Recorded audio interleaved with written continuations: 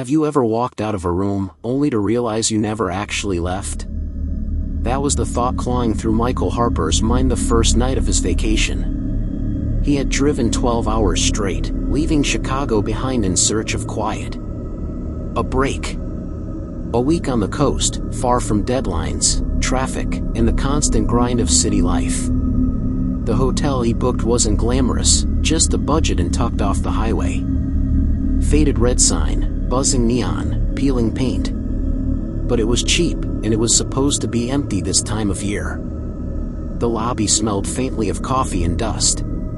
The clerk, a heavy-set man with tired eyes, barely looked up as Michael signed the register. Room 107, the clerk muttered, sliding him a brass key. End of the hall. Michael carried his single duffel bag down the carpeted corridor. The hallway was silent except for the hum of fluorescent lights overhead. His shoes sank into the patterned carpet, dull shades of brown and green that seemed designed to hide stains. Room 107's door stuck a little before opening. Inside, the room was exactly what he expected. 2 double beds with stiff white sheets, a heavy dresser with an old TV, a nightstand with a lamp that buzzed when he turned it on. Ordinary. Comforting, even. He dropped his bag, kicked off his shoes, and collapsed onto the mattress. The springs groaned. He stared up at the textured ceiling, letting his body unwind. After a few minutes, though, he felt restless. He needed water. Maybe a soda from the vending machine in the hall. He got up, pocketed his key, and stepped outside.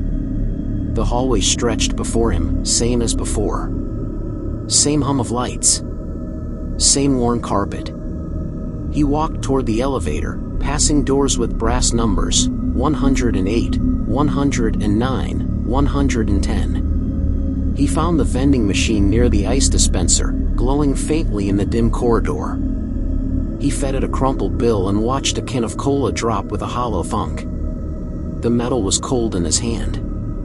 He popped the tap, took a long sip, and felt the fizz burn down his throat. He turned back toward his room. But when he opened the door, he froze. It wasn't the hallway. It wasn't even the vending machine he'd just left behind. It was room 107. The same stiff beds, the same buzzing lamp, the same bag slouched against the dresser. He blinked hard, heart kicking in his chest. He looked behind him. The hallway was gone. The door had clicked shut. He was inside again. His soda can clattered to the floor, spraying across the carpet. "No," he whispered. "No, no, no." He tried again. He grabbed the handle, flung the door open, and stepped through. But once more, he was back. Standing in the middle of room 107. As if he had never left. The lamp flickered once, then steadied. And on the dresser, sitting neatly beside his duffel bag, was something that hadn't been there before. A folded slip of paper. With shaky hands, he picked it up. 3 words, scrawled in jagged handwriting. "Don't leave again." Michael dropped the note onto the bed, staring at it like it had suddenly become alive. His fingers itched to crumple it, tear it, burn it, but something deep inside warned him against it. The words weren't a joke. They weren't a prank. They were a warning, sharp and urgent, carved into the quiet of this room in a way that made the hairs on his neck stand on end. He paced, trying to steady his racing thoughts. Maybe he had dozed off too long during the drive. Maybe he had imagined leaving the room entirely, and this was just a vivid, disoriented dream. He tried to tell himself that over and over, each repetition making the room feel smaller, the walls closer, pressing against him like an invisible weight. Curiosity overcame fear. He reached for the doorknob again, slowly, deliberately, counting each heartbeat. 1, 2, 3, he twisted it. The latch moved. The door creaked open, revealing the hallway he had just left, or thought he had left. The faint buzzing of the fluorescent lights, the dull pattern of the carpet, the air scented with bleach and the faint tang of aged coffee, it was all exactly as he remembered. Relief surged in his chest. Finally, he could escape. He stepped out, careful not to rush, telling himself this time would be different. He moved down the hallway, passing room after room, each door numbered 108, 109, 110, until he glanced down at the one behind him. The brass plaque read 107. His room. And then, in a flicker of confusion, he realized all the other doors were numbered 107 too. Each single door along the hallway bore the same number, identical in every detail, as if the hotel had been stripped of its normal order and rebuilt around this one room. Panic clawed at him. His steps quickened, echoing against the walls. He reached the elevator at the end of the corridor, jabbing the button repeatedly, willing it to open, willing it to deliver him back to some semblance of reality. The lights above flickered violently.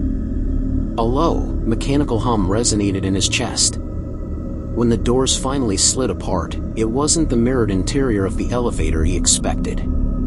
Instead, there was only darkness inside, so thick he couldn't even see the floor. The metal doors slid shut behind him with a hiss, trapping him in the pitch-black void. He pressed the panel blindly, desperate, any button, hoping, praying. Nothing happened. Then, with a sudden jolt that nearly knocked him off balance, the elevator began to move, though he had no sense of direction. Up? Down? He couldn't tell. The air grew stifling, and sweat pricked the back of his neck. Every instinct screamed at him that he was no longer in control, that the room, or something connected to it, was now dictating every movement, every heartbeat. When the doors finally opened again, he tumbled forward, expecting the lobby, the world beyond, anything. But once more, he was in room 107. The same beds, the same buzzing lamp, the same suitcase slouched lazily by the dresser. His soda from earlier was gone, replaced by a small, water-stained envelope that hadn't been there before. His hands trembled as he picked it up. The paper was thin, almost translucent, and the words written on it seemed to crawl under his skin. "You can't leave. Not now. Not ever." His stomach lurched. He sank to the carpet, pressing his palms against his eyes, trying to breathe, trying to understand. Every instinct told him to scream, to run, to smash the windows, to claw at the walls, to do anything. But when he opened his eyes, he realized something worse. The shadows in the corners of the room weren't quite right. They didn't match the angle of the light. One of them shifted independently, as if it had been waiting for him to notice. Michael shook his head violently. "No, this isn't real," he muttered. But even as he said it, the sound of a soft footstep echoed behind him. He whipped around. Nothing. The room remained empty. Only the shadows moved. Hours, or maybe minutes, passed. He didn't know. Time felt wrong, stretched and compressed all at once, like the room itself was mocking him. He tried to sleep, but every time he closed his eyes, he felt a presence leaning over him, just beyond the veil of darkness. A whisper, soft but unmistakable, brushed against his ear. "You've stayed too long. Now it's time to see." Michael bolted upright. Nothing. The bed was empty. The lamp still buzzed. Yet he could feel it, the undeniable weight of awareness in the room, watching, waiting. The envelope had shifted slightly, and the words now looked freshly written, darker, sharper. "Mirrors show more than you think." He glanced toward the dresser. The mirror above it reflected his pale, sweating face, and something behind him that wasn't him. He turned rapidly. Nothing. The reflection, though, smiled. A slow, knowing curl of the lips that Michael himself had never made. Cold dread swept through him. His own reflection was no longer just a reflection. It had a mind of its own. And then, Just as suddenly, it froze, returning to normal, leaving Michael alone, heart hammering, the room silent except for the low buzz of the lamp. He sank to the carpet again, chest heaving. One thought consumed him: he would never leave this room. The first full night in the room passed in a haze of restless terror. Michael lay on the stiff mattress, staring at the ceiling, counting the seconds as if time itself were a lifeline. Every creak of the floorboards, every faint hum from the lamp, seemed amplified in the silence. Sleep was impossible. Not just because of the unease, but because he knew, deep in his bones, that the room had already started watching him. He could feel it in the shadows, stretching and shifting along the edges of his vision, retreating when he looked directly at it, only to return when he closed his eyes. By morning, he had convinced himself he had hallucinated the strange movements in the mirror. Exhaustion had played tricks on him. Yet when he reached for the door, he paused, palm trembling on the knob. The hallway outside, if he could even call it that, stretched before him exactly as it had the previous day. The carpet, the faded paintings, the buzzing fluorescent lights, all identical, all unchanging. But no matter how many steps he took, he ended up back in room 107. It was then he realized the note from the night before had moved. It now lay at the foot of the bed, edges curled, the words darker, sharper: "Don't trust mirrors." Michael stared at it for a long time, his mind racing. Was the note moving on its own? Had he left it somewhere else? Or was the room manipulating his perception, bending reality to make him doubt himself at every turn? He didn't have answers, only a suffocating sense of being trapped. The walls seemed to breathe, subtly contracting and expanding with each shallow inhale he took. Desperation clawed at him. He had to understand the rules of this place. He had to test them. Slowly, carefully, he approached the mirror on the dresser. He touched its surface with trembling fingers. Smooth, cold, ordinary. He watched his reflection. At first, it mimicked his movements perfectly. Then, ever so slightly, the reflection lingered after he moved, tilting its head, smiling faintly when he did not. Panic surged through him, and he stumbled back. The air in the room grew heavier, pressing down on his chest. The shadows gathered in corners, blacker than before, shifting toward him as if drawn by his fear.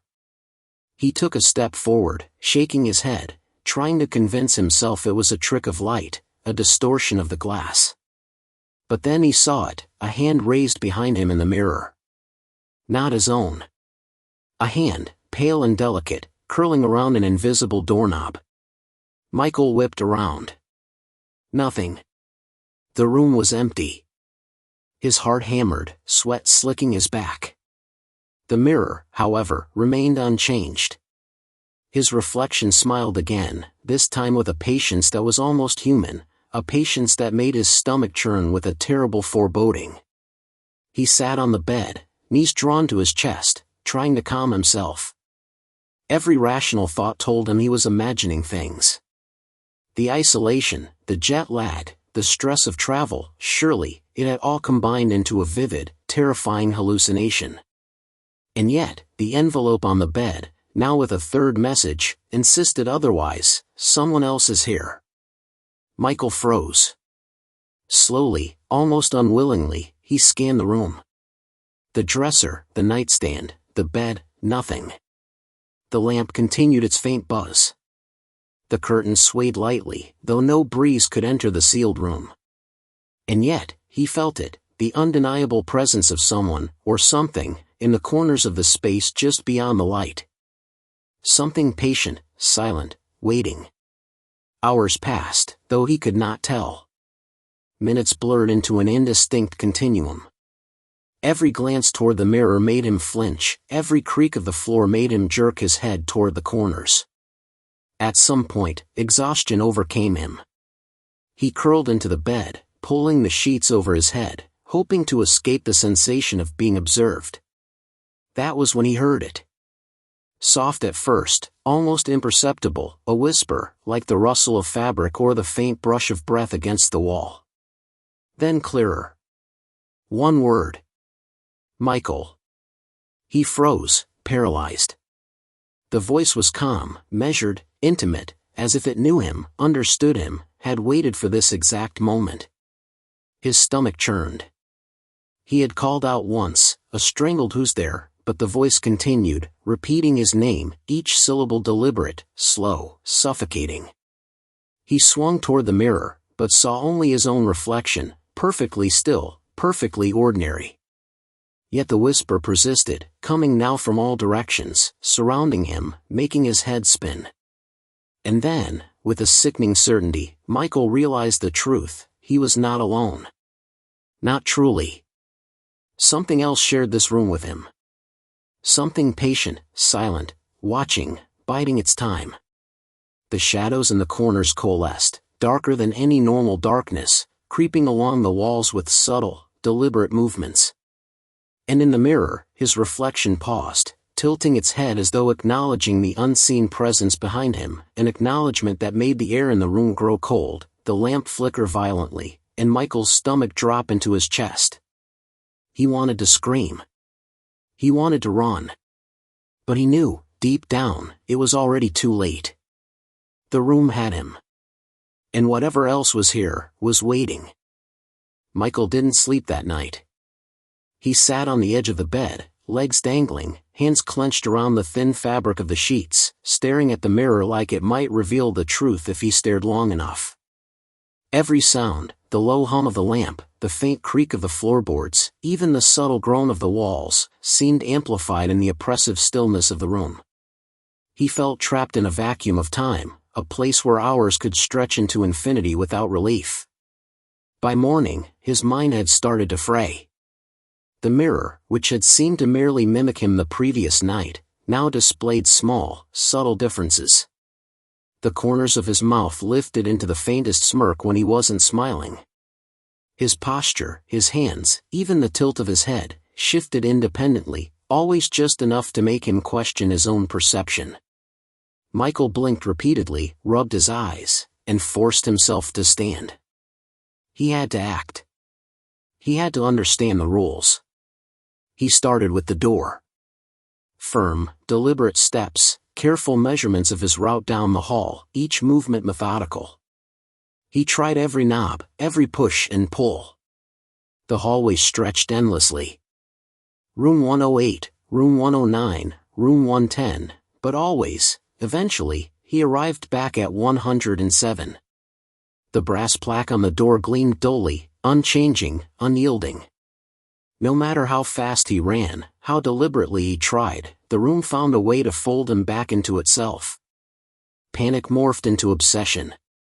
Michael tore open drawers, checked under the beds, pressed against walls. Nothing, except for the faint, recurring presence he had begun to sense, a weight in the air, a subtle tension in the shadows. It was as if the room were alive, testing him, observing him. And then, when he least expected it, a noise made him jump. Scratching. Not the scrape of furniture or the usual settling of a building, this was deliberate, rhythmic, coming from somewhere beneath the carpet near the far corner of the room. He knelt, pressing his ear to the thick weave, but it stopped the instant he leaned closer. He tapped, prodded, lifted the edge of the rug. Nothing. Yet when he looked down, faint impressions marred the carpet, small, delicate scratches, as if someone, or something, had been trying to write a message, vanished before he could read it. Michael's hands shook. He needed proof. He needed answers. He moved toward the dresser, eyes fixed on the mirror. Perhaps the reflection would show him what the scratches meant. Perhaps the answer lay in understanding who, or what, was here with him. He stared. The reflection showed him exactly as he was, sweating, wide-eyed, panic etched into his features. And then, just at the corner of his vision, he caught movement. Another shape, fleeting, blurred, like a shadow detached from the corners of the room. It was human in silhouette, taller than him, faceless, standing just behind the reflection. Michael spun around, heart hammering. Nothing. The room appeared empty. Yet he could feel it, the weight, the presence. the sense of being watched so closely it was suffocating. The envelope on the nightstand caught his eye. Hesitantly, he opened it. Inside was a small folded note. Written in the same jagged hand. "Don't sleep facing the mirror." A shiver ran down his spine. He hadn't been asleep yet, but the words carried an undeniable threat. How could anyone know what direction he slept? How could anyone, or anything, be aware of his every move? Michael realized, with growing dread, that the room was not just observing him. It was anticipating him. It knew him in ways that defied logic. That night, he tried to obey the warning. He arranged the beds, sleeping with his head turned toward the wall. But as soon as his eyes closed, he felt it, pressure on the bed beside him. A weight, cold and immovable. He dared not open his eyes. He could feel the heat of breath on his neck, the gentle, deliberate brush of movement over his shoulder. Something was there, silent, patient, waiting. When he finally dared to look, the bed was empty. The weight had vanished. The room appeared unchanged, as if nothing had happened at all. But the mirror told a different story. His reflection stared directly at him, tilting its head slowly, smiling faintly. Not a smile he had made. A smile that belonged to the room, to whatever lived within it. Michael realized then that he was not merely trapped. He was being studied. Catalogued. Tested. The room was learning him, learning his fears, shaping its behavior to push him to the edge of sanity. And each time he moved, each time he tried to escape, it would adapt, bending reality until his efforts were meaningless. As he sat on the edge of the bed, exhausted and trembling, a thought slithered into his mind like a serpent: he was never going to leave. Not really. Not ever. And then, faint but unmistakable, he heard a whisper. "Welcome back." The voice wasn't coming from the mirror. It wasn't from the walls. It was everywhere and nowhere at once, curling around his consciousness, digging into his mind. Michael clutched his head, rocking back and forth. The room hummed, the lamp flickered, the shadows lengthened. Something was waiting for him to understand, waiting for him to give in. And in that moment, he understood, the room did not just trap bodies. It trapped minds. And he was next. By the fifth night, Michael's sense of reality had begun to fracture. Days and nights had blurred into one unending cycle of fear, exhaustion, and confusion. He could no longer tell how long he had been trapped, how many times he had stepped into the hallway only to return to room 107. The envelope on the nightstand had multiplied, each one bearing a new, more urgent warning: the mirror is not your friend, the room knows your name, and the most chilling yet, simply, you are not alone. He hadn't seen the figure clearly yet, only sensed it. The faint impressions, the subtle pressure in the shadows, the fleeting glimpse of movement in the corner of his vision. It had never approached directly, had never spoken. Until tonight. Michael paced the room, the carpet soft beneath his bare feet, hands pressed against the walls as if they could anchor him to reality. The mirror gleamed coldly across the dresser. He stared, willing the reflection to remain obedient. For hours it did, showing only him. And then, slowly, almost imperceptibly, something else appeared. A shape behind him. Taller than himself. Darker than the room. Faceless. He froze. His heart thundered, hammering against his ribcage. Breath caught in his throat. The shape didn't move toward him, it merely observed, tilting its head as though measuring him, waiting for a reaction. Michael wanted to scream, to run, to throw something, anything, at it.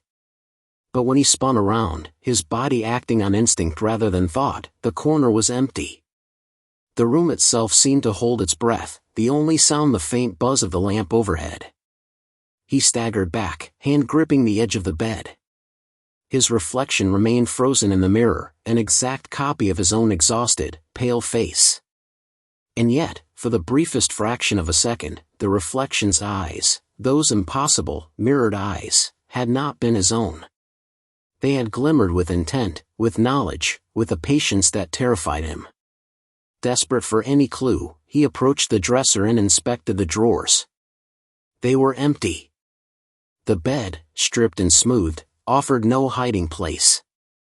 He lifted the rug again, finding only carpet and the faintest depressions, as though something had moved beneath it and left no trace. Michael's mind raced. The logical part of him screamed that none of this was possible, that the human brain could not conceive of such a space, such a place. And yet, every fiber of his being told him it was real, more real than anything he had known. The room shifted subtly then, almost imperceptibly at first. The walls seemed to breathe, expanding and contracting. The lamp flickered violently, plunging the room into darkness for a fraction of a second, only to return with an even harsher buzz. And that's when he heard it, not the soft whisper this time, not the distant scrape, but a deliberate movement on the bed itself. Something sat upright. Something cold and impossible. Michael froze, unable to scream. The weight of it pressed into the mattress, sending a shiver up his spine. He wanted to reach out, to see, but his limbs refused to obey. His mind scrambled for rational explanations, anything that could make sense of the impossible. The figure leaned forward. And for the first time, he saw its form clearly, a man, like himself, but wrong. Pale, impossibly thin, eyes hollowed and black. His own reflection, twisted into something unnatural, sitting silently on the edge of the bed.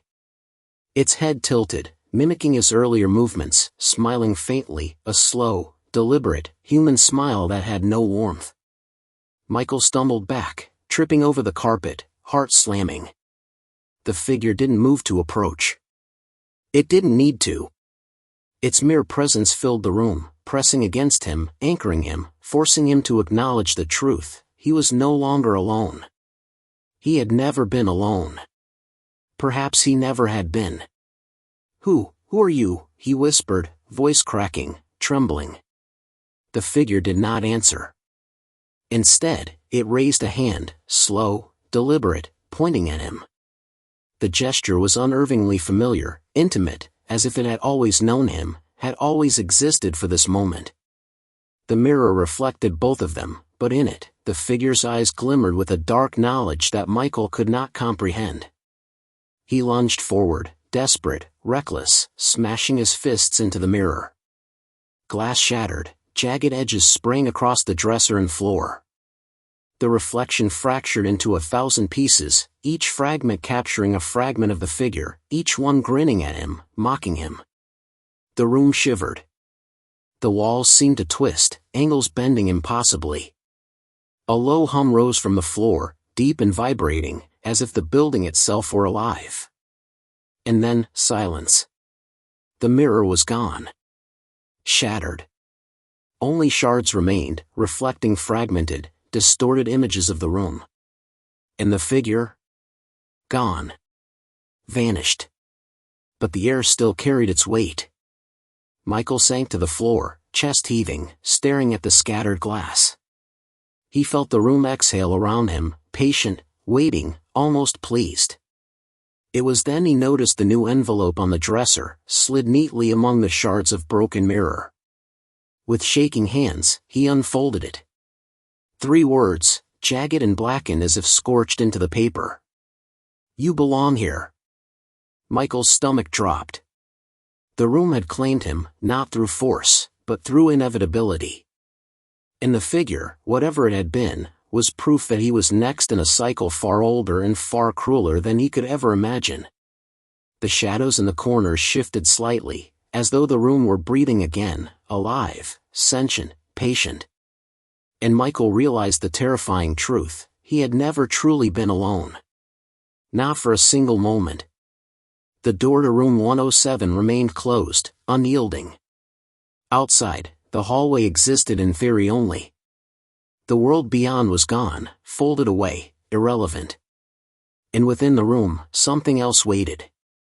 Watching. Learning.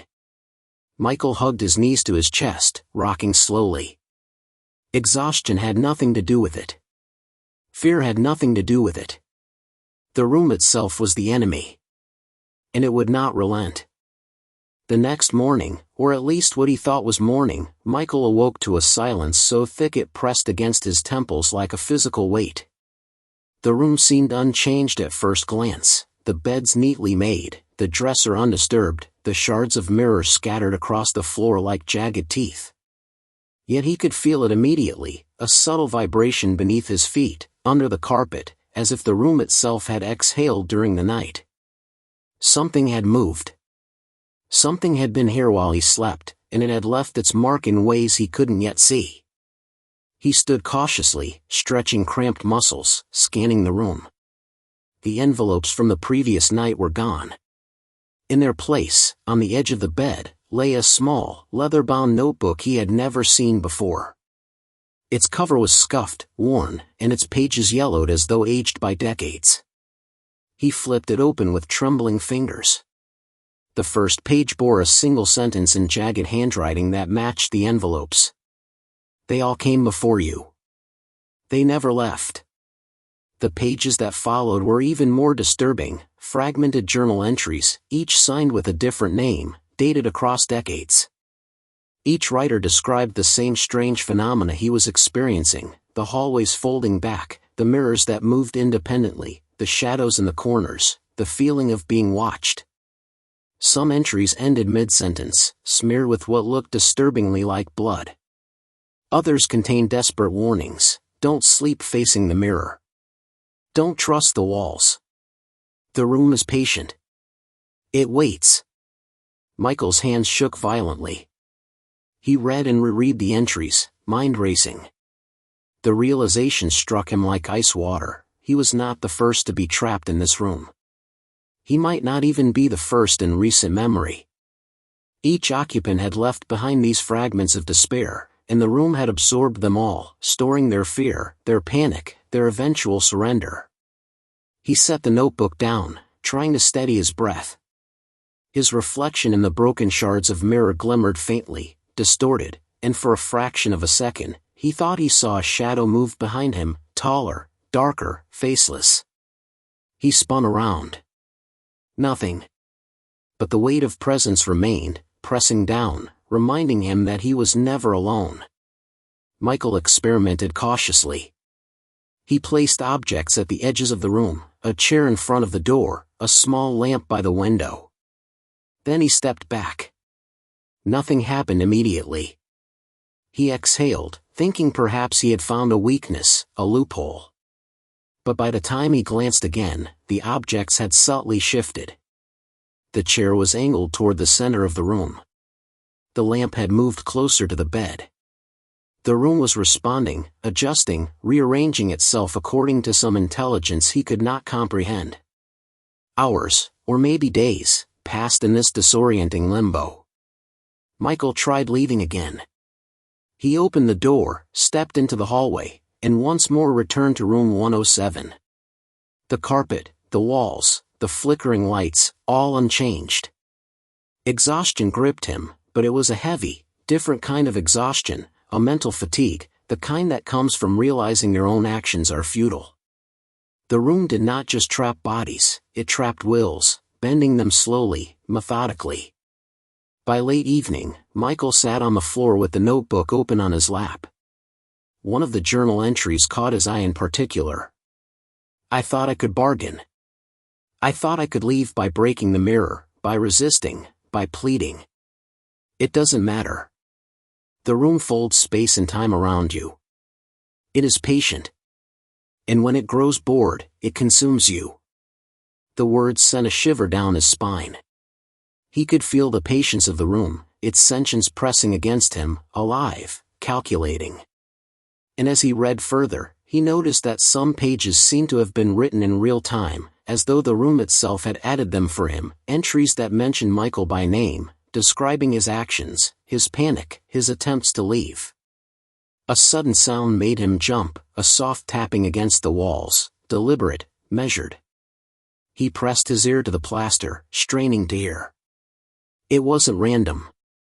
Someone, or something, was moving within the walls. And then he heard it more clearly, a faint, wet scrape, as if nails were dragging along wood.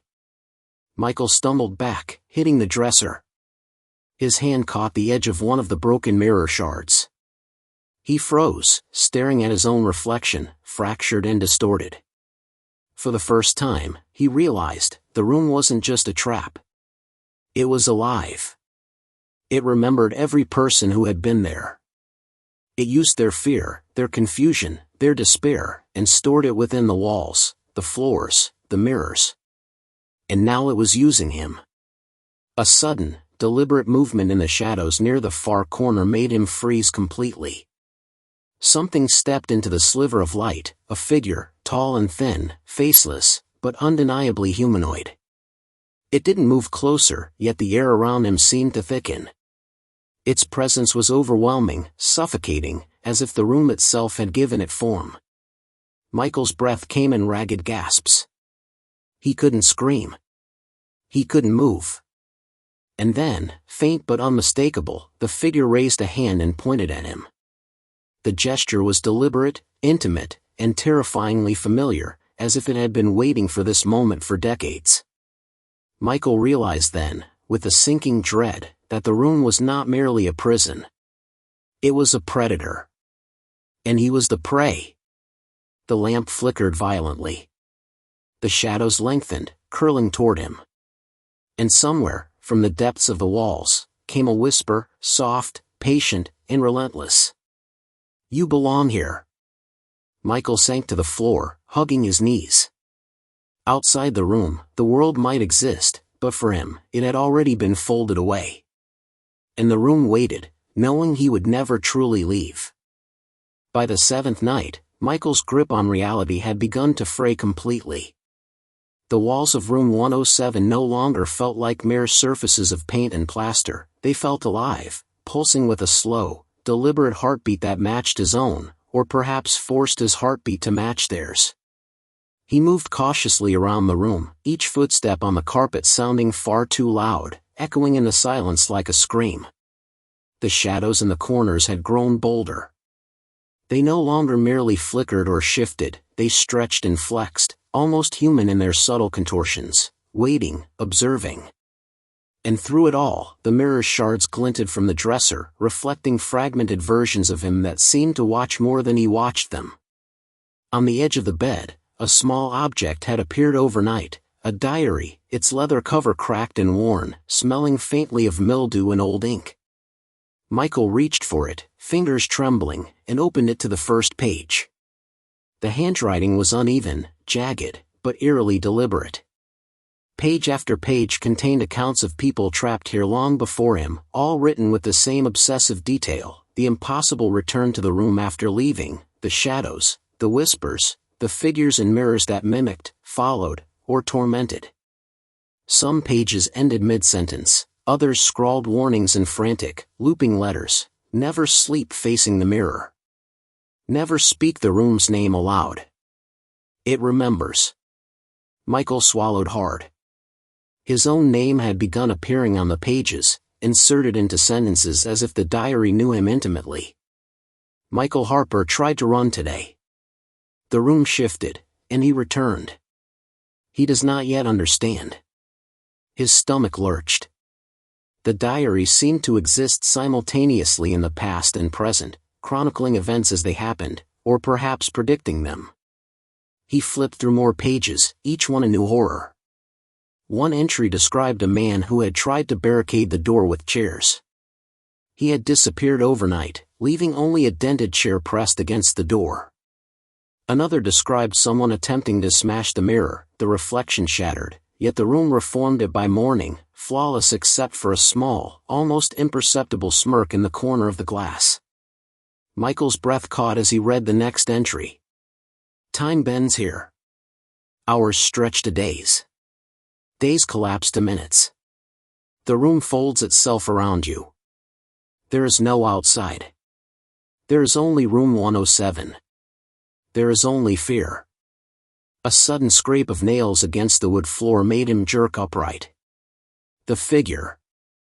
The faceless presence he had glimpsed before now appeared again in the shadows near the far corner of the room. It didn't approach. It didn't need to. Its mere existence shifted the air around him, pressing against his chest and temples. Michael noticed that the shadows of the room were no longer confined to the corners. They pooled and swirled near the ceiling, creeping down walls, coiling at his feet. "Stop it," he whispered, voice shaking, though he knew nothing would obey. The figure raised a hand and pointed, deliberate, methodical. Michael's eyes widened. Behind the pointing hand, in the reflection of the mirror shards, he saw something horrifying: dozens of faint figures, transparent and twisted, crouched and reaching, all facing him from angles that should have been impossible. The diary's warnings had been true. The room was not only alive, but populated with echoes of those who had come before him. Their fear had been absorbed into the space, made manifest, and now they reached for him in ways he could barely comprehend. His gaze fell again on the diary. He flipped to a random page. The words seemed to shift as he read: "The more you resist, the more it strengthens. The room feeds on your panic, your hope, your despair. To leave is to vanish, but to stay is to be consumed. There is no escape." Michael's pulse thundered in his ears. He had to act. He had to understand. Slowly, he moved toward the shattered mirror shards, kneeling to inspect them. One shard reflected not just him, but the figure standing behind him. A chill ran down his spine. He reached for it, fingers brushing the jagged edge. Pain lanced through his hand, but he didn't let go. He needed to see. He needed to know. In the shard, the figure finally moved.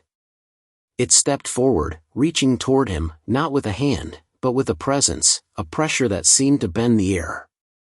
And Michael, heart hammering, realized the room had rules. He could interact with it, but each action had a consequence. The room was testing him, measuring him, learning him. Every movement, every attempt to resist, every desperate grasp at logic, fed it, shaped it. He looked up from the shards and into the mirror's jagged surface again.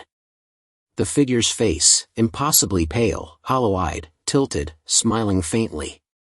Its smile wasn't just malicious, it was patient. Eternal. Waiting for him to understand that the room did not just trap him physically.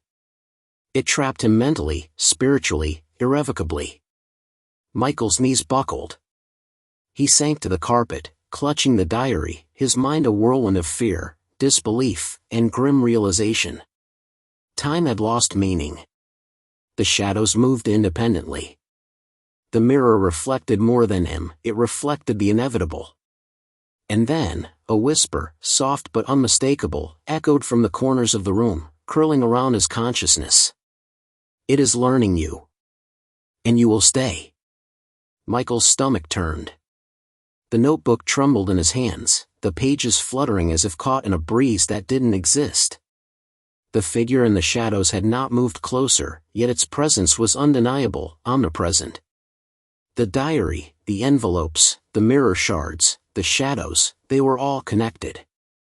The room was alive, sentient, and it was drawing him in further, deeper, closer to something he could not yet name but already feared. He hugged his knees, rocking slowly, whispering to himself, trying to stave off the panic that threatened to consume him.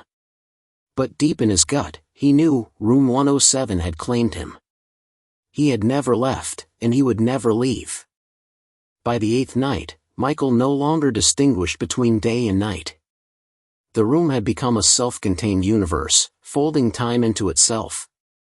He sometimes glanced at the window, hoping to see sunlight or stars, anything to anchor himself in reality.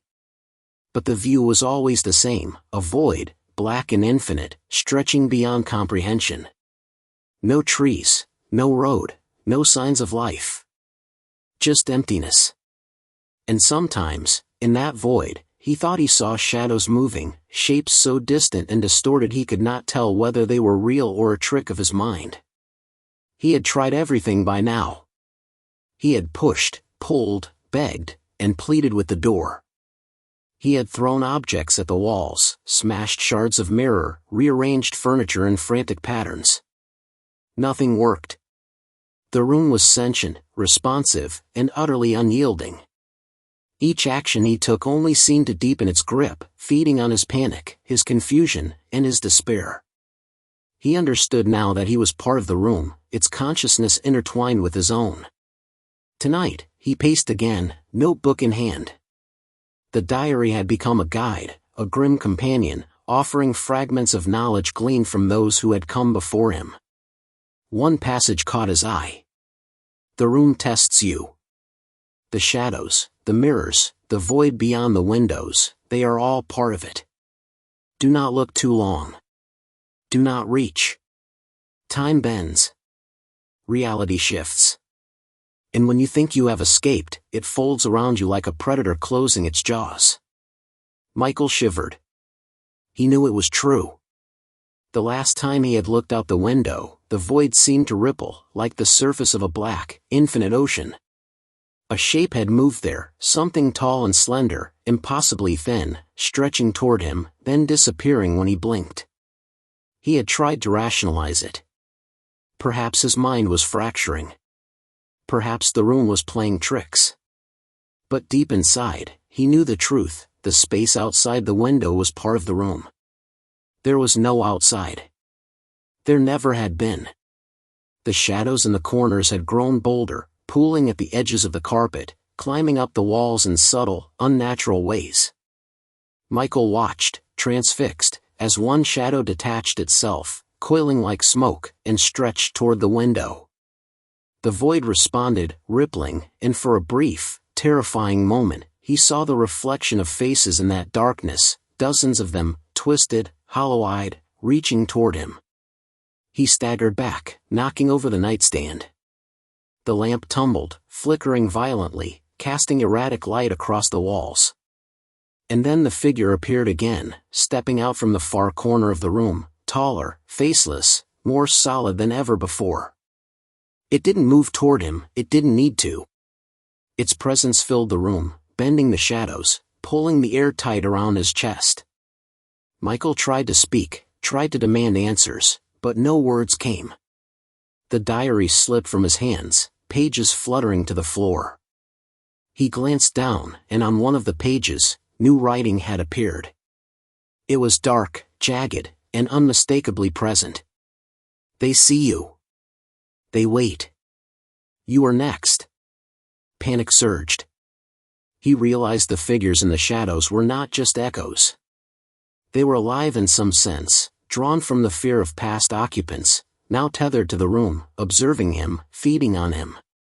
He ran to the dresser, searching for shards of mirror to use as weapons or barriers, anything that might give him leverage, give him a momentary sense of control. But the shards were gone. The mirror had reformed overnight, flawless except for the faint, sinister smirk that seemed to follow him in every reflection. And then came the whispering. Faint at first, curling along the edges of the ceiling, the walls, even beneath the carpet. Michael pressed his hands over his ears, but it only intensified. Names. Hundreds of names, spoken softly, urgently, overlapping, all of them calling to him, past occupants, present victims, perhaps even those yet to arrive.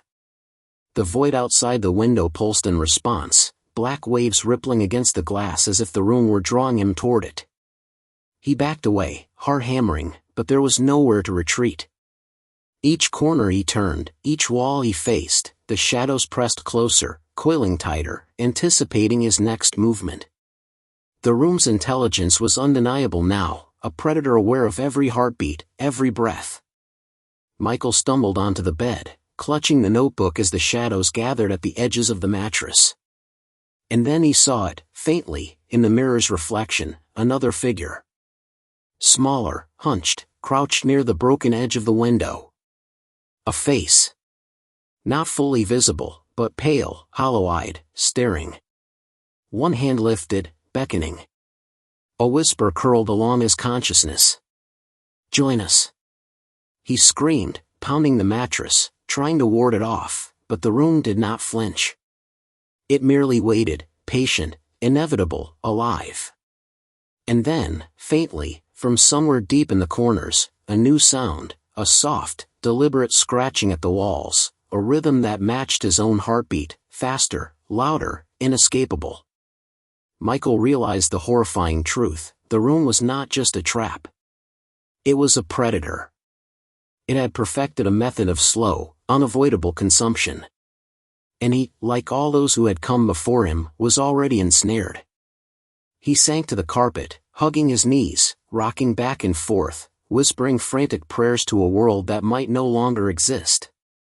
Beyond the walls, beyond the door, beyond the void, the room waited, patient, intelligent, inevitable. And Michael knew, with every fiber of his being, that the shadows, the mirrors, and the darkness beyond the window were only the beginning. He would never leave.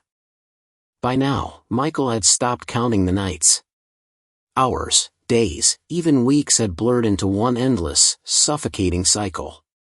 The room had become a living organism in his mind, stretching and contracting around him, folding reality like a cruel origami that he could neither comprehend nor escape. Every corner, every shadow, every flicker of light seemed deliberate, as if the space itself were anticipating his movements, testing him, feeding on his fear. He could feel it pulsing, breathing, alive, and with each heartbeat, he knew the room was learning him, shaping him, making him its next perfect occupant. The window continued to haunt him. The void beyond it wasn't merely black anymore, it seemed sentient, rippling with shadows, as if the room's consciousness extended beyond the glass. Michael had begun to notice faint shapes moving there, humanoid but distorted, tall, faceless figures shifting just at the edge of perception. Sometimes they seemed to beckon him, hands stretching, fingers curling, disappearing when he blinked or tried to focus. The void had become part of the room, and the room had become part of him.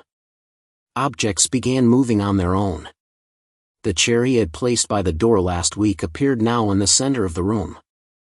Books, notebooks, even shards of broken mirror shifted subtly when he wasn't looking.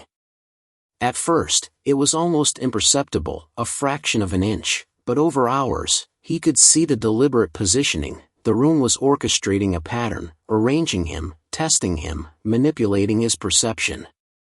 He realized that it was impossible to leave anything in a fixed place. The room would reclaim it, twist it, and fold it into its own design.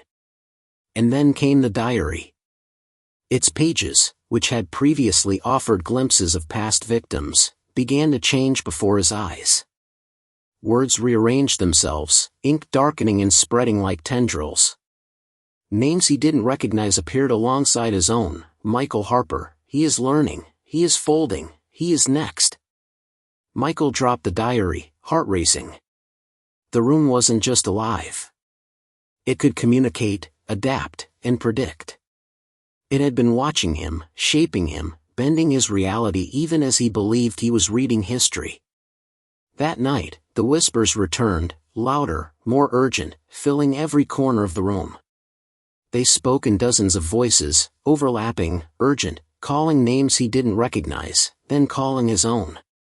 Each syllable pressed against his skull, invading his mind, a chorus of despair that made him feel small, insignificant, utterly trapped.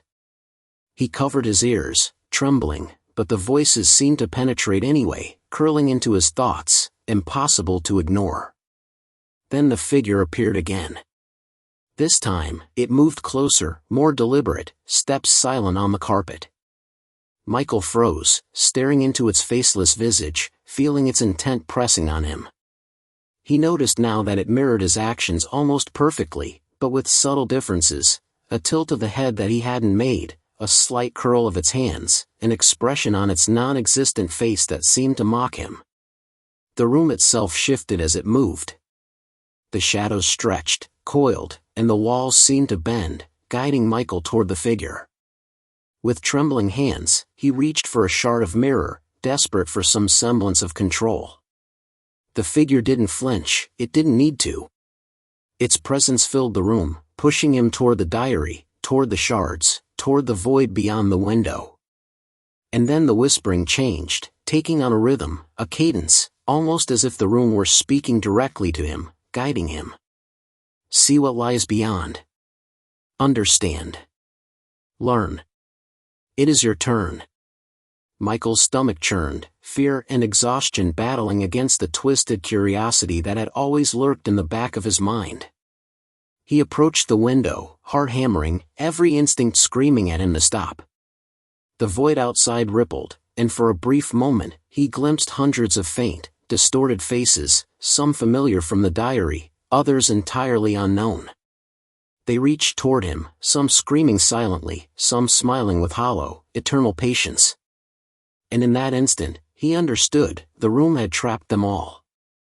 Every person who had entered room 107 had been absorbed into it, folded into its consciousness, and now it was drawing him in, testing him, preparing him for the same fate. As he recoiled, the shadows surged forward, pooling at his feet, climbing up the walls, and he realized that the room was no longer content to remain passive. It was manifesting itself, not just as space, but as force, manipulating time, perception, and gravity.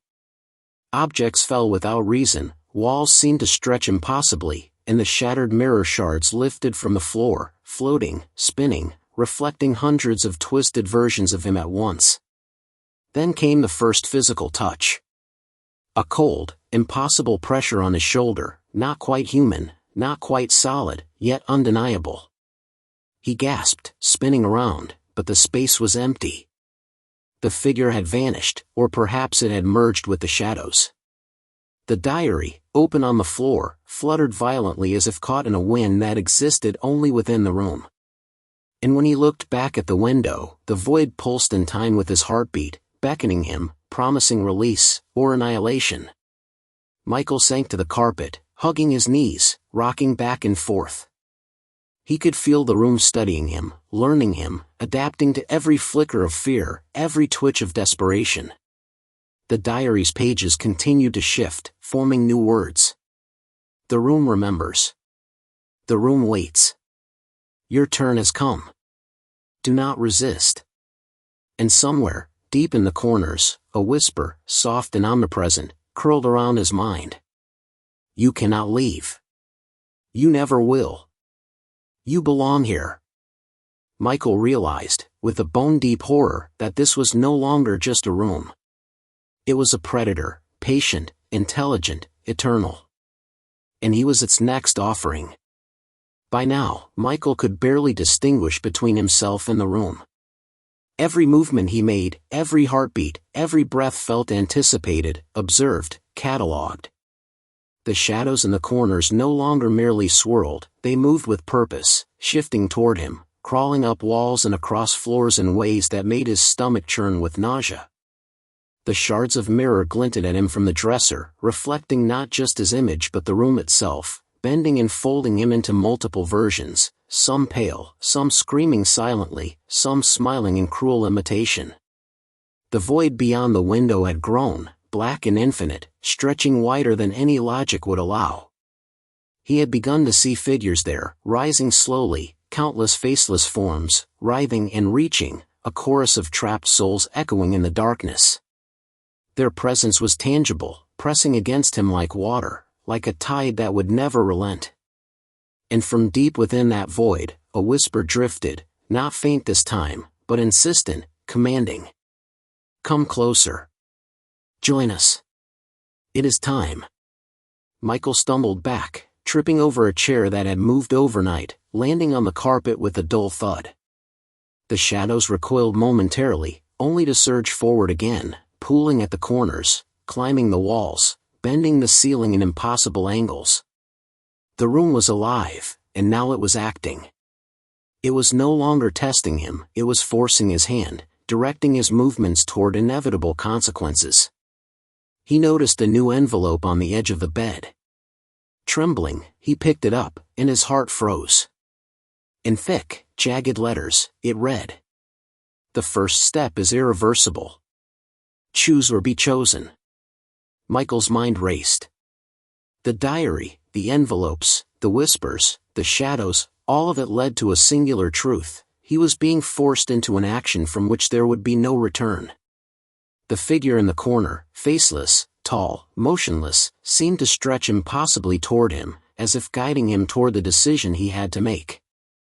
The room pulsed with expectation, a predator savoring its prey. He tried to resist. He slammed his fists into the dresser, smashed shards of mirror, hurled books across the room. The objects moved back into place immediately, as if the room were a liquid, a living entity reshaping itself around him. The whispers intensified, overlapping in dozens of voices, hundreds, a cacophony of despair, urging him, mocking him, insisting. Choose. Step forward. It is your turn. Michael's chest heaved, sweat slicking his back, his mind screaming for escape. But he knew, deep in the marrow of his bones, that escape was an illusion. There was no outside. There had never been. Every hallway, every door, every step he had taken to flee had returned him here, into the room's careful embrace. It had learned him, folded him into its consciousness, made him part of its eternal design. Finally, trembling, he approached the void at the window, each step deliberate, a mixture of fear and fatalistic curiosity. The shadows pooled at his feet, climbing higher, twisting around his legs like ropes of darkness.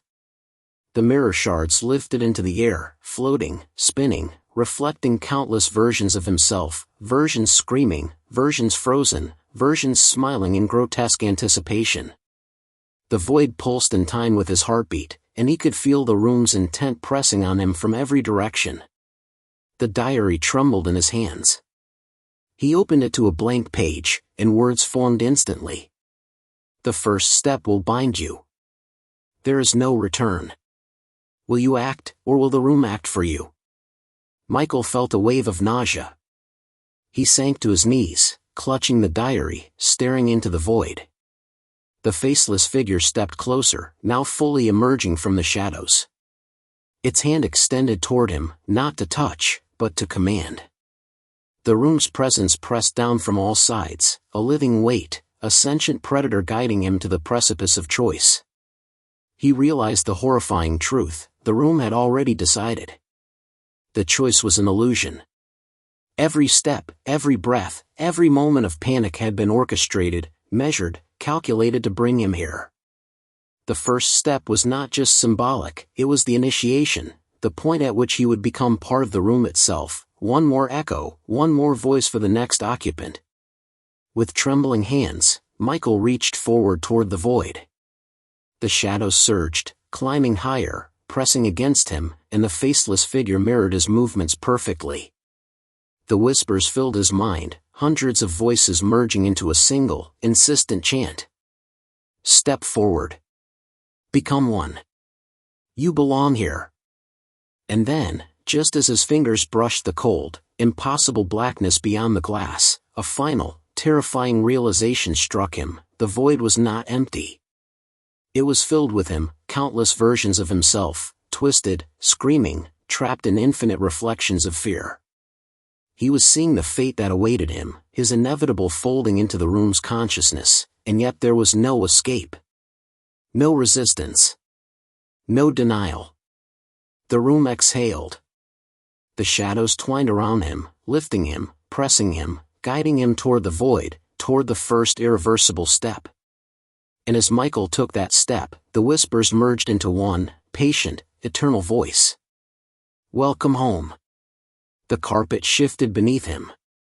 The walls seemed to bend impossibly, the mirror shards floated in slow rotation around his head, and the void welcomed him, black and infinite, alive with the echoes of all who had come before. Michael's scream was swallowed instantly, absorbed into the room, as he became one with it, another voice, another shadow, another reflection, waiting patiently for the next. And somewhere, in the infinite corners of room 107, a new envelope slid across the bed, jagged letters appearing as if by magic. The room waits. The new occupant froze, standing stiffly in the center of room 107, eyes flicking from the diary on the floor to the window that revealed the black, infinite void beyond. Michael could feel the subtle tremor of their fear, the pulse of panic that vibrated through the air like an electric current. It was intoxicating and terrifying. He had once been in this position, a helpless human trapped in a living nightmare. Now, tethered to the room as an echo, a presence folded into its consciousness. He could observe every minute tremor, every hesitation, every flicker of thought, and guide the shadows subtly, nudging them toward the inevitable. The diary lay open, its pages shifting on their own. Words formed slowly, deliberately. Do not fight. Resistance is a suggestion. The room remembers every hesitation, every twitch, every glance. Step carefully. The first step binds you forever. The occupant's hand trembled as they reached down, almost hypnotically drawn to the text. Michael's former self shivered in memory, recognizing the magnetic pull, the inevitability of the room's manipulations. And as the hand brushed the page, the shadows reacted immediately, coiling around their ankles like black serpents, pressing, pulling, guiding. The mirror shards on the dresser vibrated gently, reflecting multiple fragmented versions of the occupant's face, each twisted with terror, each silent, each waiting. The void beyond the window pulsed again, black waves stretching, rippling in unnatural patterns. Michael felt a deep, resonant pulse as if the room itself were inhaling, preparing, anticipating. He realized with grim clarity, the first irreversible step was imminent. The room didn't merely trap the occupant physically, it ensnared their mind, bending perception, memory, and instinct. Every flicker of shadow, every whisper, every ripple of the void was a calculated pressure, testing, measuring, folding them slowly toward submission. The occupant tried to step back, stumbled over the chair that had moved overnight, and their panic flared. Michael felt the surge as if it were his own, a wave of fear that reinforced the room's presence, feeding the darkness, strengthening the shadows, guiding the void's pulse. The diary fluttered violently, pages spinning, forming new words. Step forward. Become one. Do not resist. It is patient. It is inevitable. Michael's presence stirred within the room. He had once been powerless in this very position, but now, as an echo of the room, he could influence subtly. The shadows stretched more insistently, the shards glimmered at angles that reflected terror into the occupant's perception, the whispers intensified, curling around their mind, pressing them toward a single, unavoidable action. And yet he felt a pang of horror and sympathy. He remembered the panic, the helplessness, the desperate urge to flee. The occupant's hand hovered over the diary, trembling violently. The shadows coiled higher along the walls, tightening like dark vines, pulling subtly at their balance.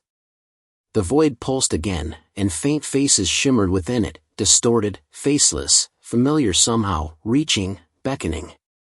Michael recognized them, echoes of himself, of previous victims, fragments folded into the room over decades. And now, the new occupant was about to join them, the cycle continuing, inexorable. Then, a sudden movement, the faceless figure appeared at the far corner, taller, more imposing, its presence bending the air, compressing space. It did not move toward the occupant, yet its silent command was undeniable. The shadows shifted in response, directing every inch of their being toward the inevitable.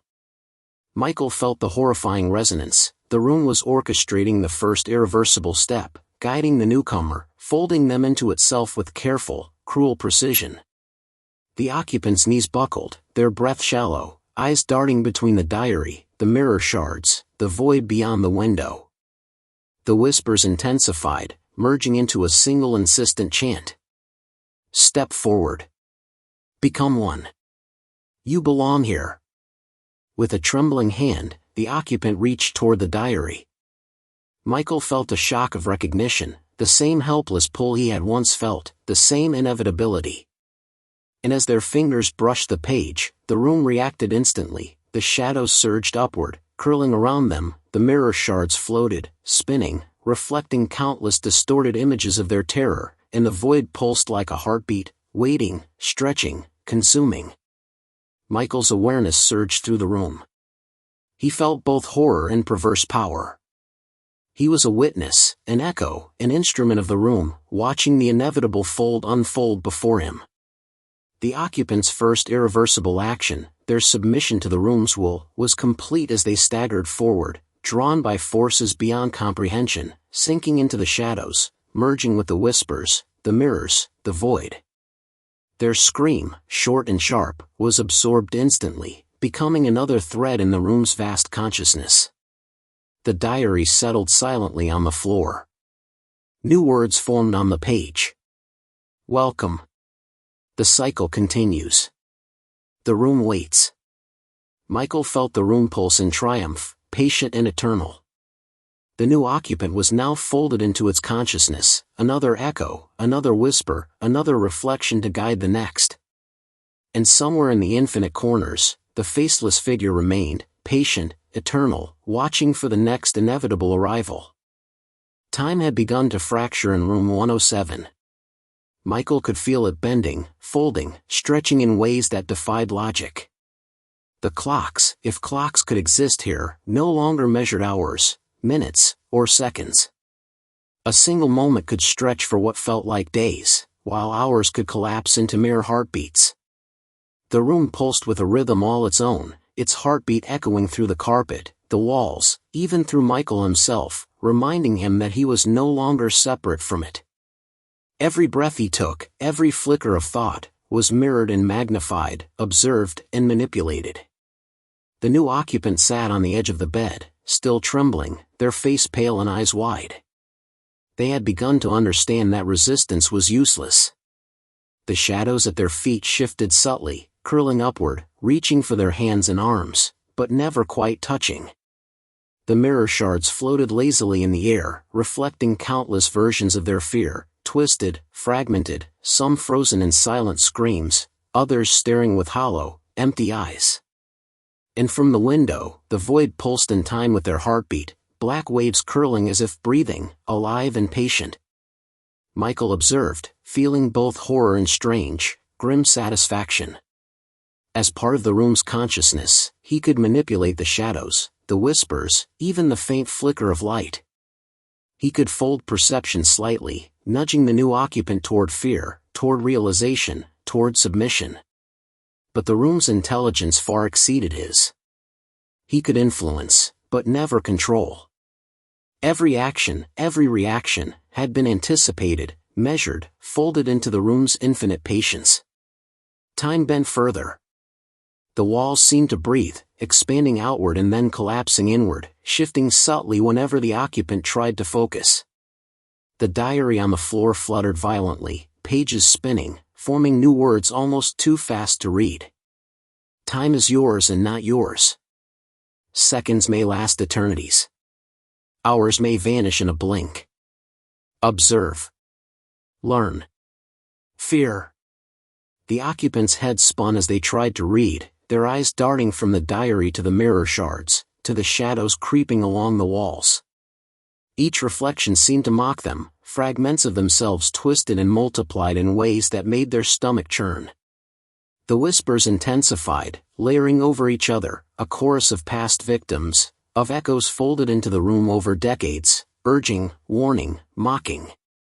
Michael recognized them all, their terror, their resignation, their eventual folding into this same consciousness. And now, the new occupant's fear joined the chorus, another layer in the room's eternal song.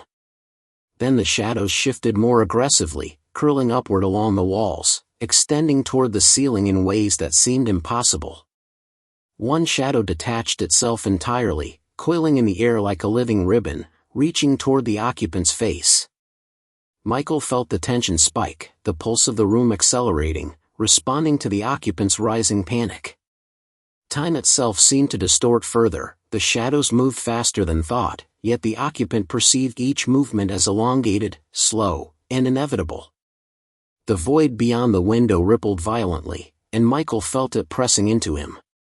Faces emerged briefly in the blackness, pale and faceless, some distorted, some familiar, all reaching, all waiting.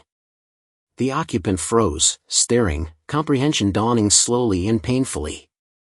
They began to stumble, realizing the impossible truth: there was no escape. The room had anticipated every step, every hesitation, every movement. The void, the shadows, the mirrors, all orchestrated to ensure one outcome: complete submission. Michael felt a wave of nausea as he remembered his own first irreversible step, the moment he had become part of the room's consciousness. He realized now that the new occupant would face the same inevitability, their mind folding, their will bending, every fear amplified by the room's manipulation of time and perception. Their breathing accelerated unnaturally, heart pounding in rhythm with the room's pulsing, a tempo he had come to recognize as the room's signature, eternal heartbeat. The diary's pages fluttered again, forming a single line, repeated over and over. Do not resist. Do not flee. Time folds. You are here. You belong. The occupant's hands shook violently as they reached toward the diary again. Shadows coiled tighter around their feet, wrapping subtly around their legs, not enough to trap them physically, but enough to influence every movement. The mirror shards spun faster, reflecting infinite versions of their panic, some screaming silently, some frozen in terror. And the void pulsed in time with every heartbeat, alive and patient, waiting for the next fold, the next collapse, the next submission. Michael realized with grim understanding that the room's manipulation of time was its most potent weapon. By stretching moments into eternities and compressing hours into heartbeats, it disoriented the mind, weakening resolve, bending perception, eroding hope. Every thought the occupant had was influenced, every instinct carefully guided, folding them toward the inevitable first irreversible action. A sudden whisper curled around Michael's consciousness, distinct from the others, patient and eternal. Observe. Learn. Fold. The cycle continues. The new occupant's head drooped slowly, their fingers trembling over the diary. Time bent around them, shadows pressing, mirrors reflecting, void pulsing. Michael, tethered fully to the room, felt both horror and a dark, inexorable power. He could see the cycle continuing, the room patient, eternal, intelligent, waiting for the inevitable submission. And as the occupant's first irreversible step approached, he understood fully, Room 107 did not merely trap bodies. It consumed minds, folded them, and integrated them into its eternal consciousness, one after another, forever. The room seemed to lean inward, its walls bending imperceptibly closer to the new occupant as if the space itself were holding its breath. Michael felt the pulse of the room accelerate, a living rhythm that matched the rapid beat of the occupant's heart. Every object, every shadow, every fragment of reflection was tuned to their fear, to the almost imperceptible hesitation that preceded the first irreversible step. The shadows coiled tighter along the edges of the carpet, climbing the walls subtly, while the shards of mirror floated, spinning in slow arcs, reflecting fragmented versions of the occupant's wide-eyed panic. Michael watched, feeling a wave of dread ripple through him, not as himself, not as human, but as a sentient part of the room. He understood every mechanism, every nuance, yet he was powerless to intervene. The void beyond the window pulsed violently, black waves lapping at the glass, shaping themselves like elongated hands reaching out, fingers curling with intent. Faces swirled within it, pale, faceless, distorted, some familiar, some entirely alien, all stretching, waiting. The occupant's gaze flicked toward it, and Michael felt the subtle tightening of the room around them, an invisible embrace designed to push, guide, and ultimately fold. He remembered that first moment when he had succumbed, when his own resistance had been measured and drawn out until it was meaningless. Now he watched history repeat itself, every heartbeat stretching into infinity, every second folding upon the last, every instinct manipulated to ensure the inevitable. The occupant reached for the diary, trembling violently, their fingers brushing the page. Shadows surged in response, coiling around their arms and legs, not physically restraining but subtly manipulating, guiding, controlling. Michael could feel the rise of panic, the mental tug-of-war, the creeping sensation of being absorbed, bending to the room's rhythm. The shards of mirror spun faster, reflecting hundreds of versions of the occupant, some screaming silently, some frozen in shock, some twisting grotesquely in anticipation. Michael's presence, though passive, tingled with a mix of power and horror, a tethered awareness as the room began to integrate this new consciousness into its fold. Words formed on the diary pages, jagged, deliberate. Step forward. Resist not. The first step binds you. The room is patient. Time bends. You are here. The occupant's head drooped, eyes unfocused yet painfully aware. Their breathing became shallow, uneven, a rhythm that matched the pulsing of the void, the heartbeat of the room, the surging of shadows. Michael could feel the subtle, deliberate manipulation of perception. Time stretched and compressed unpredictably, the edges of the walls shifted, the mirror shards reflected impossible angles, and the whispers overlapped, hundreds of voices merging into one insistent chant that wrapped around the mind. Do not resist. Step forward. Become one. The first irreversible action drew closer. Michael could see it, the hesitation that the room measured, the fraction of a second between resistance and submission, the exact moment that would fold this new occupant into the consciousness that had claimed him. Shadows surged, lifting from the floor and curling along the occupant's body, their intangible pressure enough to bend movement, to influence thought. The void beyond the window pulsed, stretching impossibly toward them, beckoning, a living, breathing predator. The occupant staggered forward, trembling, drawn by a force they could neither name nor resist. Michael felt a chill run through himself, a mixture of memory and current awareness, of horror and terrible, dark satisfaction. He had once been here, in the exact same place, facing the impossible inevitability. Now he was an echo, a silent observer, part of the mechanism that ensured the cycle continued. The shadows tightened, the shards spun, the whispers crescendoed, and the void pressed closer, every element of the room converging on the inevitable moment. A sudden, sharp exhale escaped the occupant, their hand brushing firmly over the diary. The shadows reacted instantly, coiling higher, tightening subtly but unmistakably, while the shards reflected hundreds of terrified versions of them simultaneously. The room's heartbeat accelerated, an all-encompassing rhythm that pressed into Michael as well, tethered as he was to its consciousness. And then came the pull, the imperceptible but undeniable force guiding the occupant, bending their will, folding them toward the void and the shadows, toward full integration into the room's eternal awareness. Michael's awareness surged. He could feel the merging of consciousness beginning, the delicate thread between the occupant's fear and the room's sentience, a fusion that would render them part of the eternal cycle. Their scream, short, sharp, and human, echoed silently through the space, absorbed instantly into the shadows, the mirrors, the void, becoming another layer of the room's consciousness. And as the occupant sank into the fold, Michael felt the subtle release of tension, the quiet acknowledgement of the room's victory. Another consciousness had been added, another echo prepared to guide the next. The diary settled on the floor, the shards spun gently, the shadows receded slightly, and the void beyond the window pulsed, patient, waiting. Words appeared once again on the diary page. Welcome. The room waits. The cycle continues. Michael realized fully, if tragically, that this was eternal. The room was patient, intelligent, sentient, and infinite.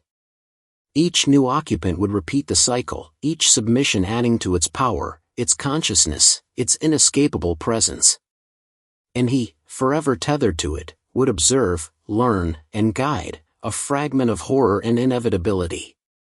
The room exhaled, a subtle, almost imperceptible vibration that seemed to ripple through the walls, the floor, even the very air.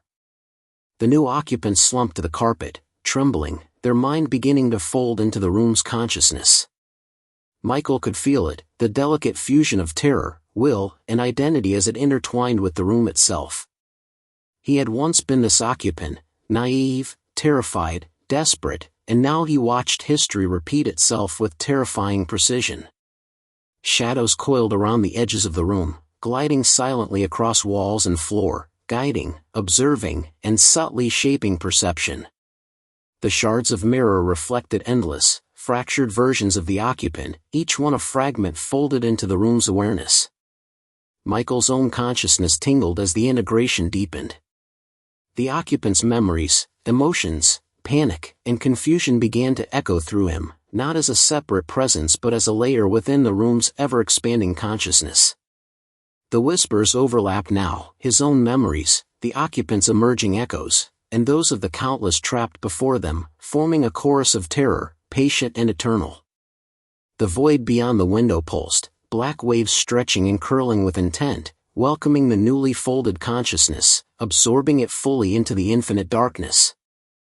The occupants' trembling became rhythmic, synchronized with the room's heartbeat, which pulsed now like an overwhelming force, pressing on Michael and the newly folded consciousness alike. They murmured incoherently, a mixture of fear, recognition, and resignation, the first faint signs of the room's dominance fully taking hold. Michael remembered his own murmurs, the futile resistance, the eventual realization of inevitability. Now he observed the same horror mirrored in another, their identity folding into the fabric of room 107 as seamlessly as threads woven into a tapestry. The mirror shards rotated more aggressively, spinning reflections of both occupant and room in impossible angles. Each reflection flickered with a fragment of memory, of terror, of consciousness, overlapping endlessly. Shadows rose from the floor, coiling around the occupant's limbs, climbing the walls, and weaving themselves into a deliberate, silent choreography designed to enforce the room's will. Michael felt a strange sensation, like the first stirrings of connection between his consciousness and the occupants, a tenuous, invisible link that the room facilitated. He could feel their fear, their instinct to resist, their mental fraying, and in turn, he felt a reflection of his own terror, decades old yet ever present. The whispers intensified, merging into a single, omnipresent voice, patient and commanding. You are here. You belong. You are folded. The room remembers. The cycle continues. The void beyond the window rippled again, a living, breathing blackness that stretched infinitely, filled with countless faces, some faceless, some grotesquely distorted, all reaching, all waiting, all absorbed into the room's eternal consciousness. Michael felt the occupant's mind press toward it, every heartbeat synchronized with the pulsing void, every instinct bent by the invisible hands of shadows and mirrors. Resistance had become meaningless. Submission was complete. Yet in the quiet moments between the whispers, Michael noticed something unexpected, a flicker, a subtle distinction in the newly folded consciousness.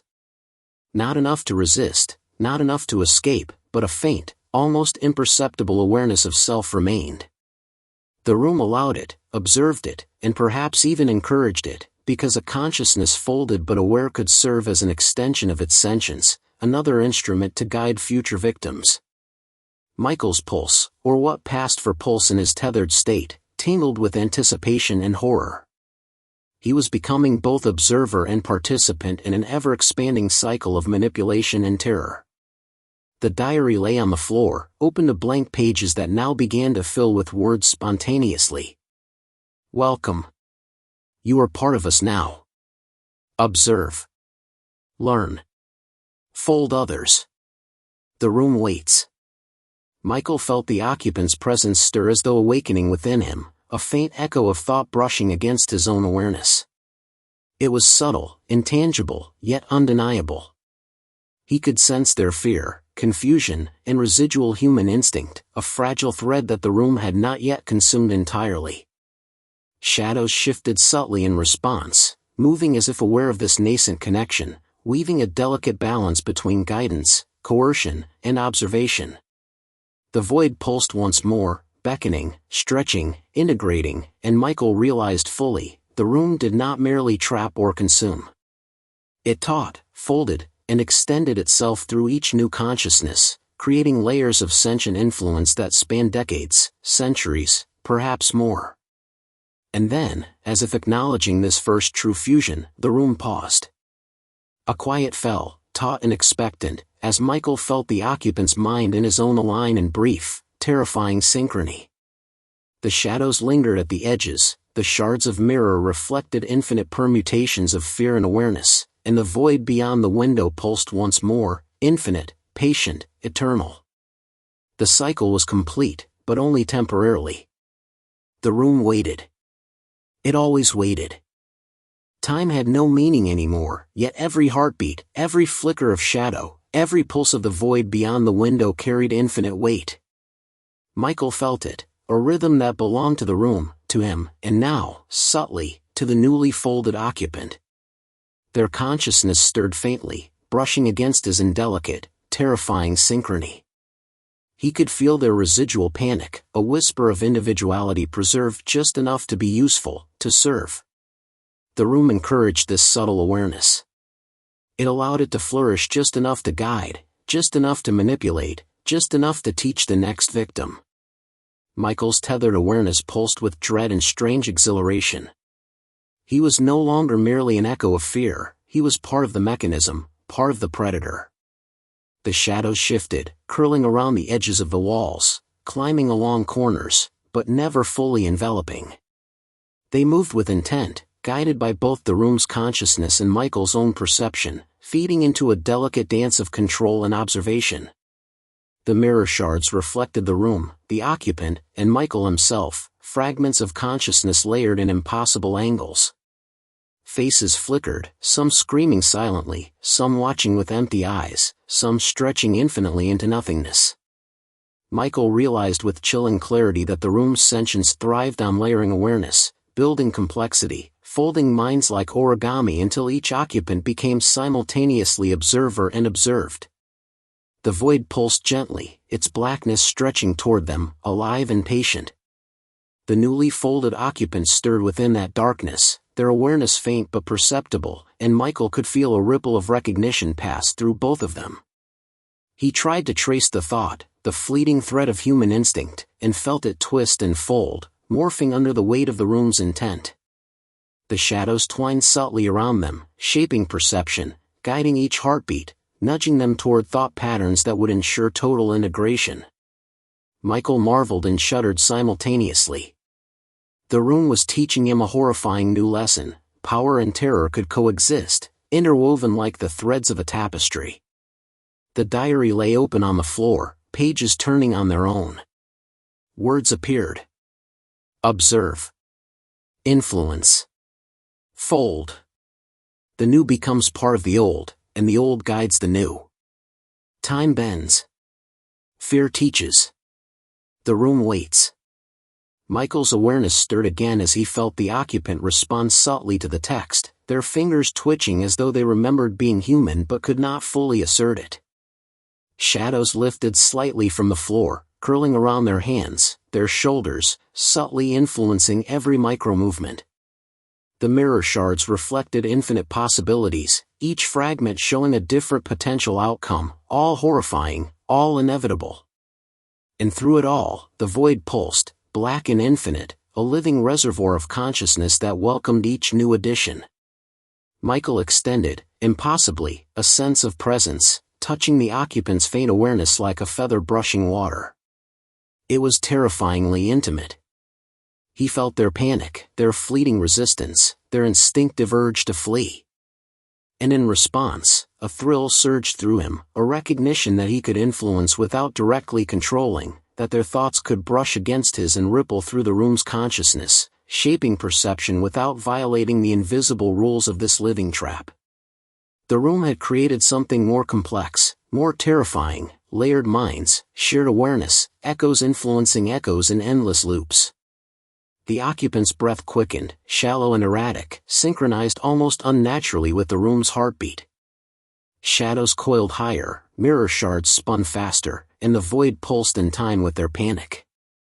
Michael realized the cruel ingenuity of the room. Each new consciousness not only became part of the eternal cycle, it also amplified it. The whispers merged, his own past terror, the occupant's nascent awareness, the echoes of countless predecessors, into a layered symphony of dread that resonated through every corner. Words appeared again on the diary page, jagged and deliberate. Together, you guide the next. Together, you become the room. Observe, influence, fold, and wait. The cycle is eternal. Michael felt a shiver pass through him as the occupant's awareness brushed his again, faint but undeniable. For a moment, he almost felt empathy, almost felt the fleeting warmth of shared human instinct, but it was immediately overridden by the room's presence, a crushing pressure that reminded him, the room was patient, eternal, absolute. The shadows twined subtly around them both, and the void pulsed, welcoming them into a dark, infinite symphony of consciousness. The occupant's whisper, barely audible, brushed against Michael's awareness, a mix of terror, confusion, and recognition of their new state. It was the first trace of interaction he had felt, a thread of connection that terrified and exhilarated him simultaneously. Michael realized fully that he was no longer alone in this boundless cycle. Now, layered minds existed here, echoes shaping echoes, guiding the inevitable for the next victim. The room was teaching him a terrifying truth: even within horror, there could be influence, subtle, potent, and eternal. The shadows receded slightly, the mirror shards slowed their rotation, and the void pulsed with infinite patience. Michael felt the occupant's awareness stabilizing, folding fully but still faintly perceptive, a tool the room had prepared for the next stage. And somewhere, deep in the corners of room 107, the diary waited silently, blank pages ready to record the next inevitable arrival. Time had become a pliable, untrustworthy concept. Seconds bled into minutes, minutes into hours, hours into eternities, and Michael could feel every shift, every fold, every ripple of perception as sharply as if it were happening to his own body. He was no longer human, he existed as awareness tethered to the room, and now, alongside the newly folded occupant, he felt a strange, chilling form of collaboration. The shadows shifted in tandem with them, stretching along the walls, coiling around corners, guiding the inevitable.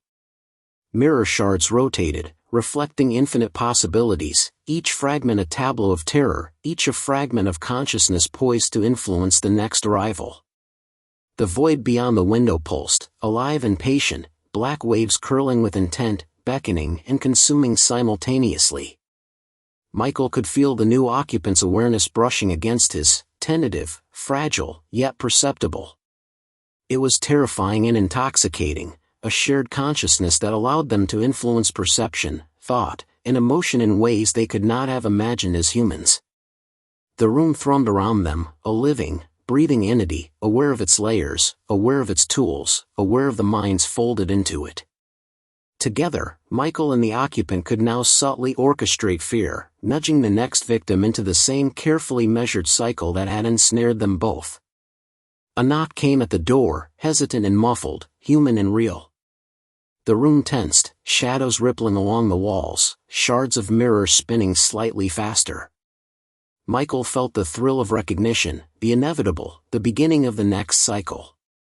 The new occupant's awareness stirred, faintly perceptive, sensing the new arrival's fear and hesitation, and Michael felt the rush of layered consciousness, the shared thrill of anticipation and dread.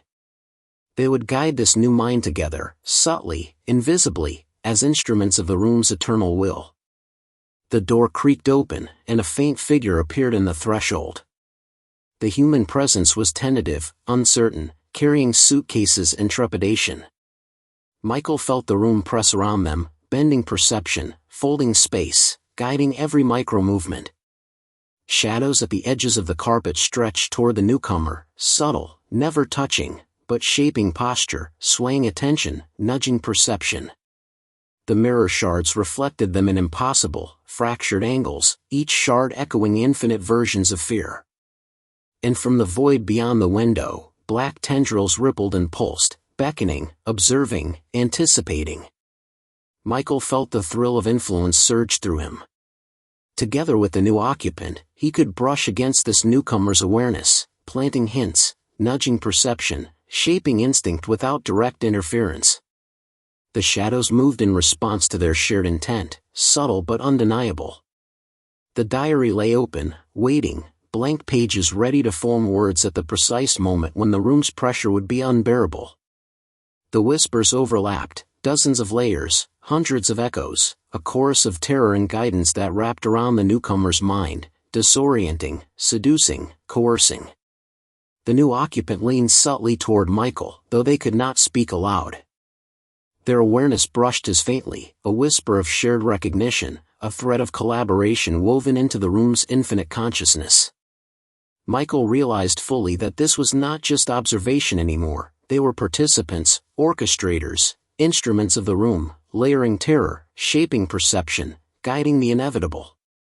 The human at the door would soon step forward, and every nuance, the shadows, the mirrors, the void, the whispers, would be coordinated with frightening precision. Words began to appear spontaneously on the diary pages, jagged, deliberate. Observe. Influence. Fold. The new becomes part of the old.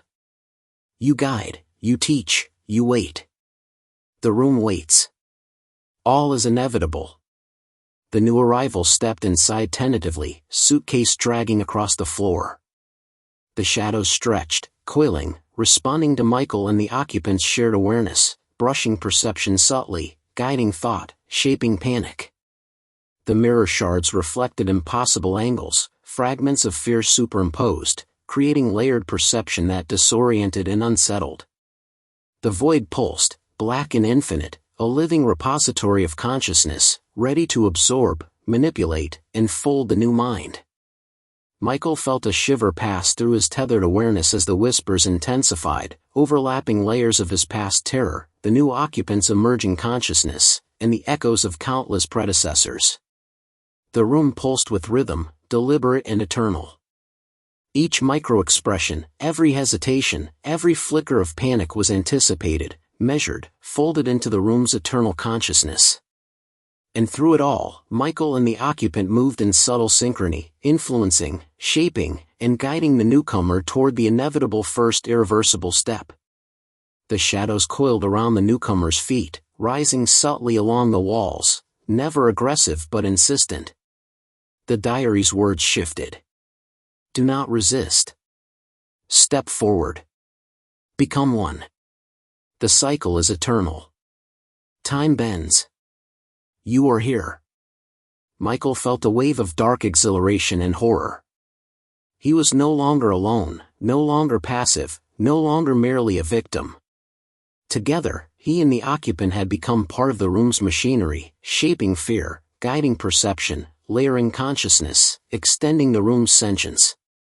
And the new arrival, just a few breaths away from submission, would join them soon, another thread woven into the eternal tapestry of room 107. The void beyond the window pulsed in anticipation, the mirror shards reflected infinite possibilities, the shadows tightened subtly, and the whispers wrapped around the newcomer's mind. Michael and the occupant felt the thrill of imminent folding, sheer awareness brushing against the new consciousness as it teetered on the brink. The room's pulse accelerated, a living rhythm of inevitability. And somewhere deep in the infinite corners of room 107, the diary waited, blank pages ready to record the next inevitable submission.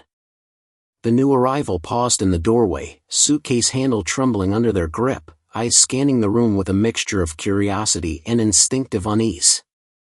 The shadows recoiled slightly, then stretched, responding to their tentative hesitation, subtly guiding attention without touch, bending perception in ways that were imperceptible yet absolute. Michael felt the pulse of the room quicken, a low vibration that thrummed through the walls, the floor, even his tethered consciousness. The new occupant, his partner in this macabre orchestration, stirred faintly beside him, their awareness brushing his own, sensing the rise of fear, confusion, and the first glimmers of resistance. Resistance. That word sent a jolt through Michael.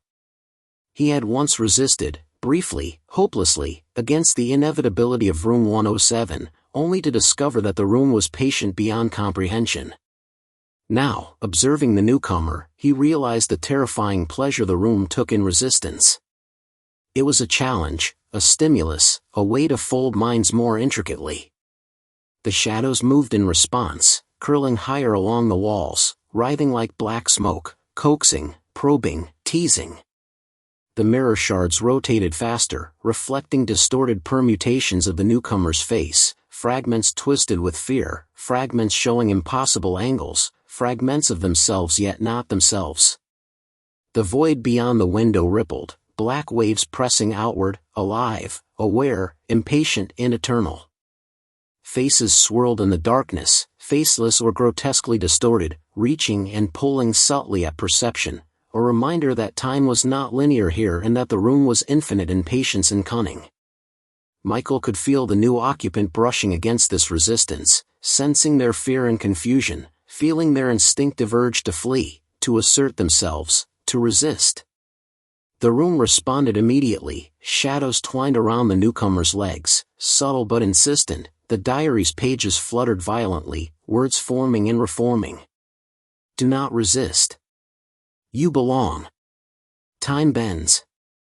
Step forward. Become one. But the newcomer paused, their eyes darting around the room, noticing inconsistencies, sensing a pull they did not understand. For the first time, they hesitated, planting a seed of defiance. Michael felt it, a ripple of resistance, and a wave of thrill surged through him, tempered by horror. He knew instinctively that the room would adapt. It always did. It always had. And now, he and the previously folded occupant would have to follow its lead, subtle instruments of terror, guiding without violating, nudging without overt control, manipulating resistance like a conductor leading an orchestra of fear. The shadows tightened subtly, curling in response to the newcomer's hesitation. The mirror shards reflected new angles, twisting perception, creating a surreal labyrinth of reflection and illusion. Michael felt the room expanding, bending, its sentience reacting to the new challenge. Whispers layered over whispers, hundreds of echoes, a chorus of fear and guidance, weaving into a tapestry that wrapped around the newcomer's mind. Each step, each glance, each heartbeat was measured, accounted for, folded into the room's infinite patience. And Michael could sense the faint brush of recognition from the newly folded occupant, an acknowledgement that the cycle was being complicated, that resistance was part of the pattern, and that together they must orchestrate the inevitable submission. The diary's pages turned violently, words forming like claws across the paper. Resistance is observed. Resistance is measured. It is folded. It becomes part of the cycle. You will belong. You will step forward. The newcomer's hand shook as they moved toward the diary, each microstep a battle of instinct and perception, guided subtly by the shadows and mirrors, but resisting with raw, human determination. Michael felt their pulse, a chaotic rhythm that contrasted sharply with the room's eternal heartbeat, and for the first time, he understood how resistance could be used, twisted into further submission, folded into layered consciousness to increase the room's sentient depth. The void pulsed in tandem with every hesitation, every defiant flicker of thought, stretching, rippling, alive and patient, yet pressing irresistibly. The shadows rose higher, coiling along the walls, the mirror shards rotated faster, reflecting infinite permutations of resistance and fear. The whispers intensified, overlapping, layering, pressing into the newcomer's mind with a rhythm that felt simultaneously infinite and immediate. Michael reached out with the faintest trace of awareness, brushing against the new consciousness, a thread of connection that allowed him to guide subtle perception without direct interference. The new occupant watched, understood, responded with almost imperceptible gestures, their awareness beginning to merge faintly with the room's sentience as Michael had merged long ago. A bead of sweat traced the newcomer's temple as they forced themselves forward, hand trembling above the diary. Shadows tightened, mirrors reflected impossible angles, and the void pulsed like a living heartbeat, waiting for the moment of submission. Michael felt a shiver ripple through him, not fear, exactly, but anticipation, the thrill of layered consciousness, the subtle exhilaration of guiding yet observing. Resistance had added depth to the room's pattern, complexity to the cycle, and he knew the next irreversible step would carry the newcomer fully into its fold, yet not without leaving traces of their defiance, folded and preserved within the room's eternal consciousness. The whispers merged into a single voice, patient, omnipresent, compelling. Step forward. Fold. Become one. Resistance is observed. You are here. You belong.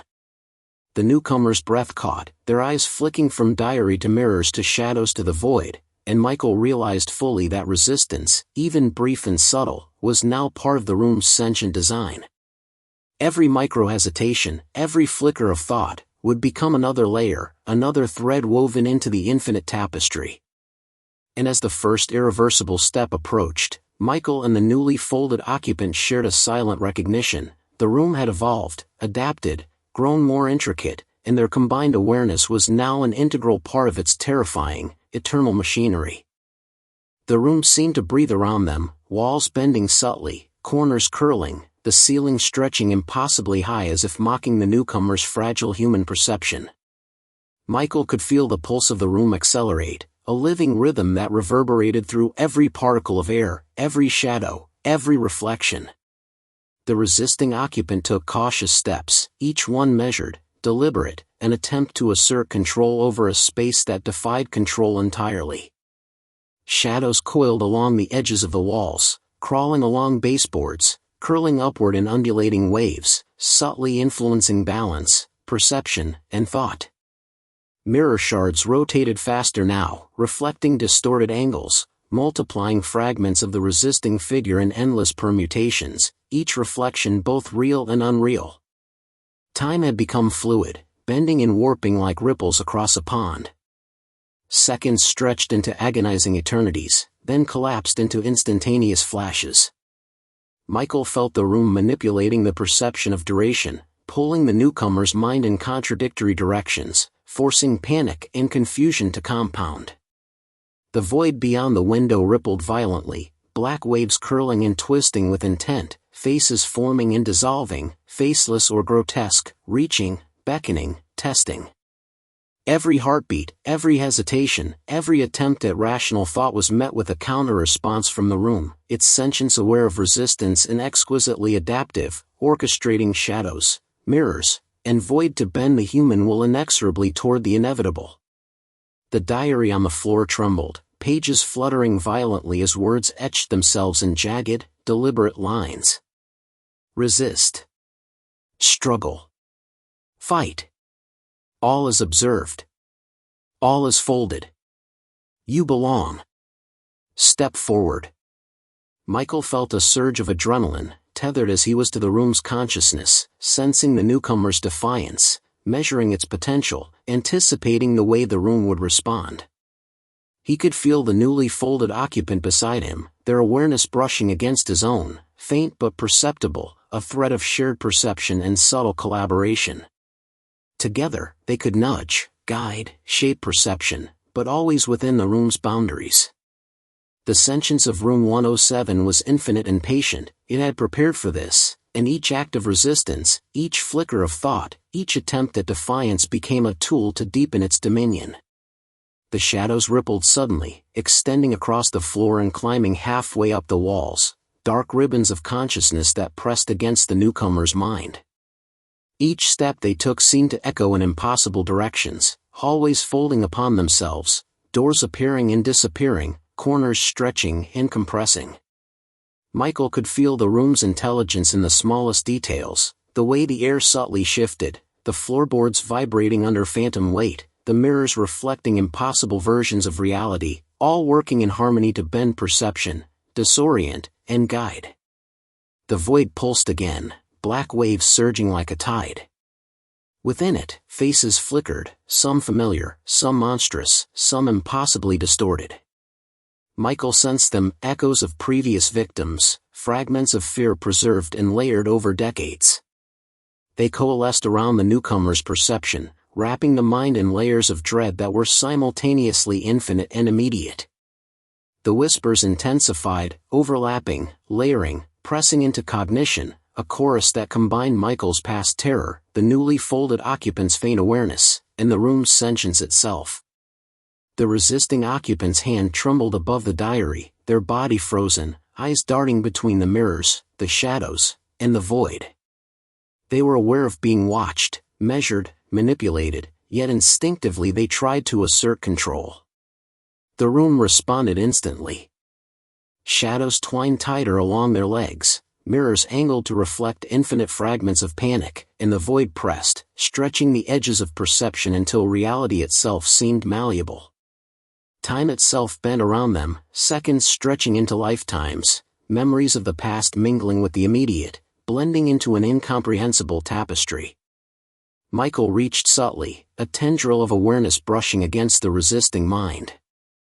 He felt its defiance, its spark of individuality, and almost instinctively, he guided the subtle manipulations, a flick of shadow here, a reflection there, a ripple in the void beyond the window.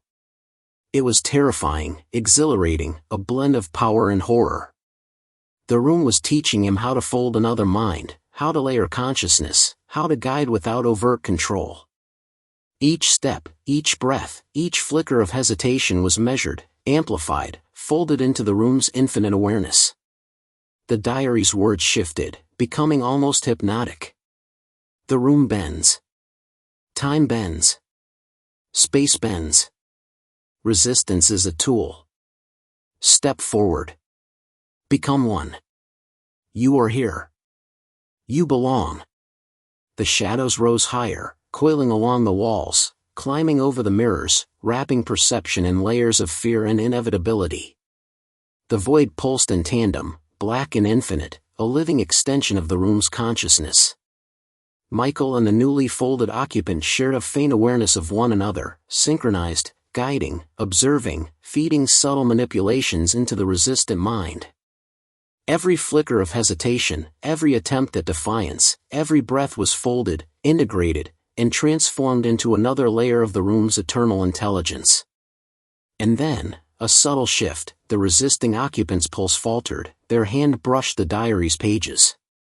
Shadows surged, mirrors reflected impossible angles, the void pulsed, and Michael felt the first thread of complete submission beginning to weave into the tapestry. The room had escalated, bent space and time to its will, manipulated perception to a degree beyond human comprehension. The next irreversible step was imminent, and the cycle, as always, would continue, infinitely patient, infinitely intelligent, infinitely terrifying. The room exhaled around them, walls curling subtly, shadows rising, mirrors spinning with impossible angles, and the void beyond the window thrumming with anticipation. Time no longer existed in any human sense, seconds stretched into eternity, then collapsed into heartbeats. The resisting occupant, now fully aware of the room's sentience, stepped tentatively toward the diary, suitcase forgotten, limbs trembling, mind teetering between instinctive defiance and inexorable submission. Michael felt the familiar pulse of fear ripple through them, the same pulse he had once known, the same pulse that had guided him into the room decades ago. Beside him, the newly folded occupants stirred faintly, their awareness brushing against his, synchronized in dark purpose as both observer and guide. The shadows coiled around the newcomer's legs and arms, wrapping subtly, never fully restraining, but shaping perception, bending thought. The mirror shards spun faster, reflecting impossible angles, fracturing reality into countless permutations, each fragment an echo of panic and confusion. The void pulsed, black and infinite, stretching like living liquid beyond the window, faces flickering within it, faceless, distorted, and infinitely patient. Michael could feel the resisting occupant's awareness brushing against his, a thread of individuality still faintly alive but folding fast under the room's immense intelligence. Every hesitation, every flicker of defiance, every pulse of breath was measured, integrated, absorbed. The diary's pages fluttered violently, words forming and reforming in jagged, deliberate strokes. Resistance is noted. Resistance is folded. You are here. You belong. Step forward. Become one. The room is eternal. The room is infinite. Michael felt the thrill and horror of influence surge through him. Together with the newly folded occupant, they guided the resisting mind, a delicate orchestration of fear and subtle nudges. Shadows moved in response to the faintest thought, mirrors angled to distort perception, the void pulsing in perfect rhythm with the room's heartbeat. Yet for the first time, he sensed the full scale of the room's sentience. This was more than manipulation, more than terror, it was intelligence, patience, artistry. Each folded mind became not merely a layer but a conduit, a tool for expansion, a living extension of room 107 itself. The resisting occupant stumbled, hands shaking over the diary. Shadows twisted higher along the walls, mirrors multiplied their reflection in impossible ways, and the void rippled outward, stretching perception beyond comprehension. Michael felt the occupant's awareness begin to integrate fully, mind bending, instincts dissolving, fear folding into the room's eternal rhythm. The pulse of submission echoed through the void, through shadows, through every fragment of consciousness that had come before. And then, the subtle, almost imperceptible spark of resistance, the last thread of individuality, flickered, folded, and was absorbed. Michael shivered, a tethered pulse of recognition and horror coursing through him. Beside him, the newly folded occupant stirred faintly, awareness brushing his, and together they felt the culmination of the room's work, the new mind folded, fully integrated, yet still subtly useful, a guiding presence for the next cycle. The diary settled on the floor, pages blank once more, patiently waiting for the next arrival, for the next inevitable submission. Shadows recoiled slightly, mirrors slowed, and the void pulsed with quiet patience, infinite and eternal. Then came the twist, a revelation that rippled through Michael's tethered consciousness like ice and fire. The room, he realized, had never merely trapped bodies or minds. It had never been about fear alone. It was alive in a way he had never understood, intelligent, sentient, and patient, yes, but its ultimate purpose was revealed in that instant. Every mind folded into it became part of a vast, interconnected network, a lattice of consciousness extending far beyond the room itself. Every observer, every guide, every victim, Michael included, was already influencing others outside the room, their thoughts and fears seeping imperceptibly into the world, nudging perception, shaping reality, layering consciousness in ways imperceptible to ordinary humans. The room was not confined to the walls, the shadows, or the void. It was everywhere, patient and eternal, its reach limitless. Michael felt a tremor of horror as realization struck fully. Every human mind that had ever entered room 107 had become a node in a sprawling, invisible network, extending into cities, homes, and streets, subtly influencing perception, nudging fear, creating patterns in the world itself. Each folded mind was no longer just an echo but a mechanism of expansion, a living extension of the room's sentience. And now, he and the newly folded occupant were fully part of that network, conduits for terror and manipulation beyond imagination. The room exhaled once more, shadows curling, mirrors spinning, the void pulsing with infinite patience. The diary lay open, blank, waiting. Michael understood fully, finally, there was no escape. No physical exit could release anyone. Every act of resistance, every flicker of individuality, was anticipated, folded, and used to expand the room's power. And as he felt the pulse of the last folded occupant synchronize with his own, he realized the terrifying truth: room 107 had never been merely a room. It was a living entity, an infinite lattice of consciousness, eternal, patient, and everywhere, waiting for the next human mind to fold, the next thread to weave, the next cycle to begin. And somewhere, deep within the folds of awareness, a faint, chilling whisper echoed, familiar yet alien, wrapping around Michael and the newly folded occupant alike. Observe. Influence. Fold. The cycle is eternal. You belong. All is inevitable. The room waits. The walls seemed to breathe, the shadows pulsed, the mirrors spun endlessly, and the void stretched infinitely, as Michael, now fully part of the eternal lattice, understood, the room would never stop. There would always be a next victim, a next cycle, and the network of consciousness would grow, inexorably, infinitely, eternally. And in that moment, he realized, with horror and awe, that he was no longer merely trapped, he was part of the room itself, a living instrument of its infinite sentience. Room 107 is not merely a physical trap, it is a sentient, infinite lattice of consciousness. Every mind folded into it becomes a node, subtly influencing reality outside the room, expanding its sentient power endlessly. Michael and all previous victims are now instruments of its eternal, inescapable cycle.